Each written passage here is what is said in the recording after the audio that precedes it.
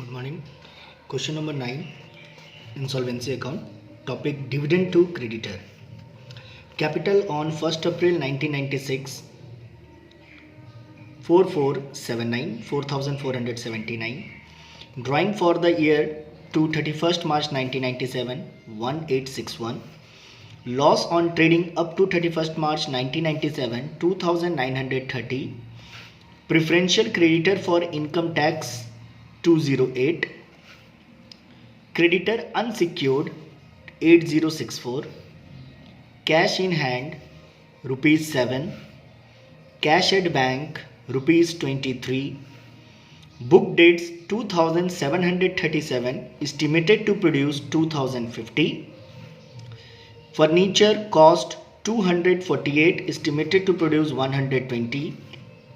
Stock cost 1320, estimated to produce 830. Plant and machinery cost 2125, estimated to produce 1500. Freehold factory cost 6000, estimated to produce 5500. Subject to mortgage against loan, यानी कि freehold property को loan on mortgage रखा गया है 4500. Assuming cost of winding up 282, यानी कि सारे काम को करने में जो खर्च लग रहा है 282 रुपये यानी 282 रुपीज़ लग रहा है. State what percentage of dividend creditor will receive. Start करते हैं इसका आंसर. Question number 9 solution. सबसे पहले list A, unsecured creditor as per list A 8064. Question में क्लियर दिया हुआ है, इसमें कोई वर्किंग नहीं है. 8064. Fully secured creditor as per list B 4500. यह फुल्ली सिक्योर्ड क्रेडिटर है, यानी कि लोन ऑन मॉर्गेज है. वैल्यू ऑफ सिक्योरिटी 5500 दिया गया, यानी कि सरप्लस में हम लोग हैं 1000. पार्टली सिक्योर्ड क्रेडिटर क्वेश्चन में नहीं है, इसलिए इसको इस बार नहीं ट्रीट किया गया है. Preferential creditor as per list D 208, यानी प्रेफरेंशियल क्रेडिटर का अमाउंट भी क्वेश्चन में दिया है, इसको अलग से कैलकुलेट करने का जरूरत नहीं है. आते हैं हम लोग एसेट्स में. Property list E, cash in hand 7 rupees, cash at bank 23, furniture 248, book value realise 120, stock 1320, book value realise 830, plant and machinery 2125, realise 1500, और फैक्ट्री ऑलरेडी फैक्ट्री मॉर्गेज किया हुआ था, इसलिए इसको यहाँ पे देने का ज़रूरत नहीं है, ये आप लोग नहीं लिखेंगे. आगे बढ़ते हैं.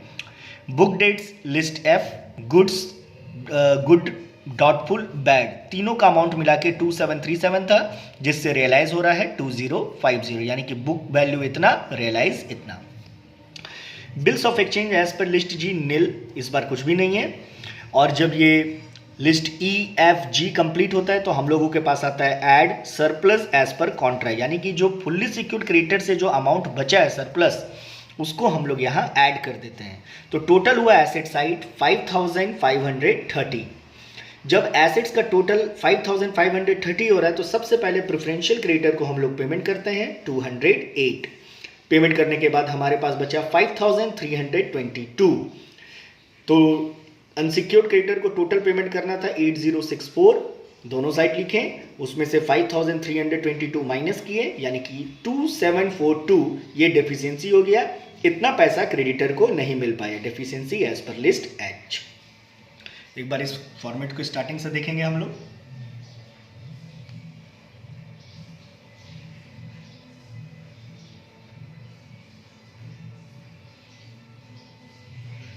नेक्स्ट आते हैं डेफिशिएंसी अकाउंट.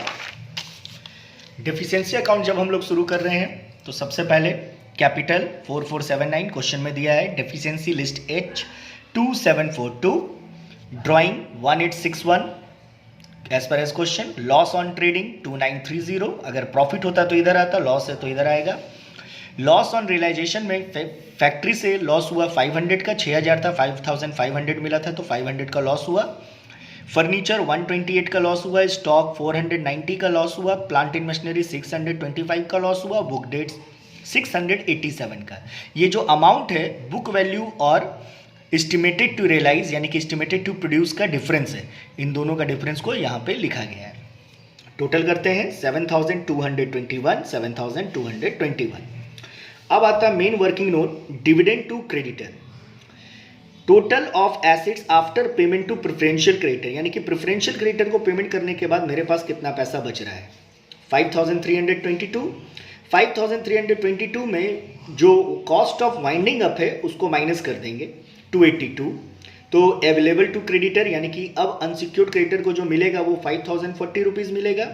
तो कैलकुलेशन ऑफ डिविडेंड निकालने के लिए 5040 into 100 divided by total amount of unsecured creditor, मेरा आ गया परसेंटेज 62.5%, यानी कि अनसिक्योर्ड क्रेडिटर को डिविडेंड 62.5% के रेट से मिलेगा।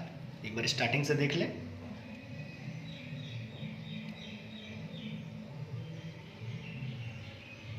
Thank you.